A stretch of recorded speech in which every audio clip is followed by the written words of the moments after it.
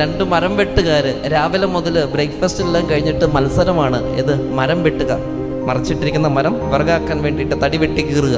അങ്ങനെ മരം വെട്ട് മത്സരം ആരംഭിച്ച് രണ്ടുപേരും മഴുവൊക്കെ ആയിട്ട് വന്ന് മരം വെട്ടാൻ തുടങ്ങി. ഒരുവൻ ഭയങ്കര ഉത്സാഹിയാണ്, അവനിൽ നിന്ന് വെട്ടലോട് വെട്ടല്. വേറൊരുത്തന് ഇടയ്ക്ക് ഇത്തിരി നേരമൊക്കെ ഒരു അരമണിക്കൂർ മരം വെട്ടി കഴിയുമ്പോൾ അവനിരിക്കും. എന്നിട്ട് കുറച്ച് നേരം ഇരുന്ന് വിശ്രമിച്ചിട്ട് പിന്നെ അവൻ എഴുന്നേറ്റ് ബാക്കി മരം വെട്ടും. കുറച്ചു നേരം കഴിയുമ്പോൾ പിന്നെ ഇരിക്കും. മറ്റവൻ ഇരിക്കാൻ സമയമില്ല, കാരണം ഇത് മത്സരമാണല്ലോ, അതുകൊണ്ട് കൂടുതൽ വെട്ടി തീർക്കണം. അങ്ങനെ ഒരുവൻ രാവിലെ മുതൽ വൈകുന്നേരം വരെ കഠിനാധ്വാനമായിട്ട് ഇങ്ങനെ മരം വെട്ടിക്കൊണ്ടിരിക്കുന്നു. വേറൊരുവൻ ഇടയ്ക്ക് വെട്ടുന്നു, പിന്നെ ഇരിക്കുന്നു, വിശ്രമിക്കുന്നു, പിന്നെ എഴുന്നേക്കുന്നു, പിന്നെ വെട്ടുന്നു. അങ്ങനെ സായാഹ്നമായി മരം വെട്ട് മത്സരം കഴിഞ്ഞു. ആരായിരിക്കും ജയിച്ചത്?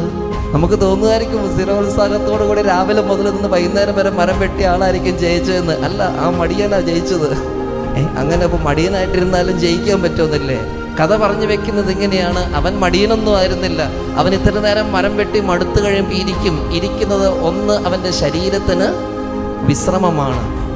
ആ വിശ്രമം കഴിഞ്ഞ് എഴുന്നേൽക്കുമ്പോൾ അവൻ കൂടുതൽ ശക്തിയോടെ വെട്ടാനായിട്ട് പ്രാപ്തനാകുന്നു. ഒന്ന്. രണ്ട്, അവൻ അങ്ങനെ ഇരിക്കുമ്പോൾ വെറുതെ ഇരിക്കില്ല, അവൻ മരം വെട്ടുന്ന അവൻ്റെ ആയുധമായ മഴു.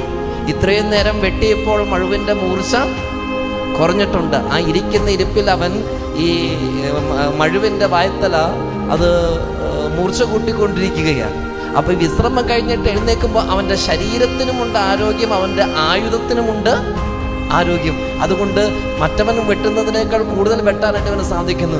മറ്റവൻ രാവിലെ മുതൽ ഇങ്ങനെ നിർത്താതെ വെട്ടിക്കൊണ്ടിരിക്കുക, അവൻ്റെ ശരീരം ക്ഷീണിച്ചു തുടങ്ങി. ഒന്ന്. രണ്ട്, വെട്ടി അവൻ്റെ ആയുധവും ക്ഷീണിച്ചു തുടങ്ങി.